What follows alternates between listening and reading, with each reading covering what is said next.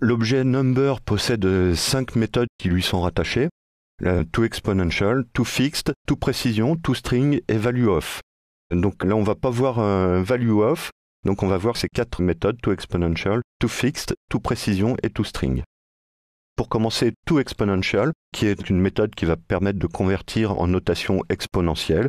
Donc si je fais var nb est égal à 5, alerte nb.ToExponential. Voilà.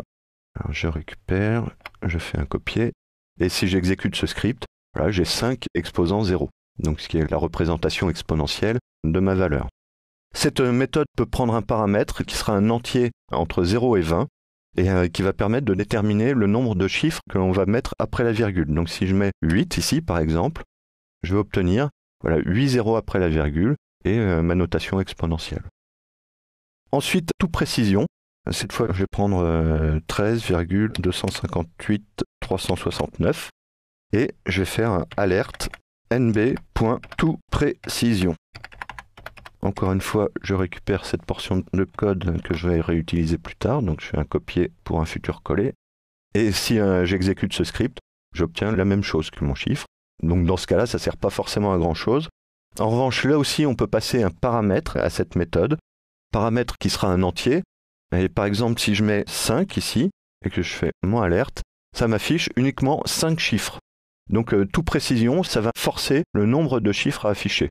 Alors son nom, pour une fois en JavaScript, n'est pas très judicieux, puisque si on prend un autre exemple, et que je prends ToPrecision 1, je vais avoir juste 1. Alors 1 exposant 1, puisque la meilleure représentation de ce nombre avec un seul chiffre affiché, c'est une notation exponentielle. Mais bon, voilà, c'est pas tout à fait ToPrecision, c'est forcer le nombre de chiffres à afficher.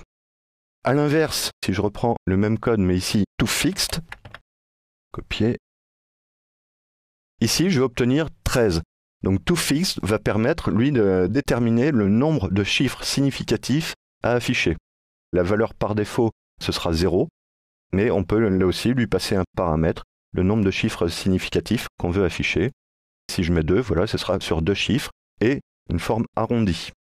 Donc c'est une méthode assez intéressante, par exemple pour travailler sur des valeurs monétaires. Donc voilà pour ToFixed. Et pour terminer, donc la méthode ToString. Alors avant de parler de ToString, je vais vous parler de ToLocalString, qui est une variante de ToString qui va permettre de transformer l'écriture de mon nombre en une version locale de notation.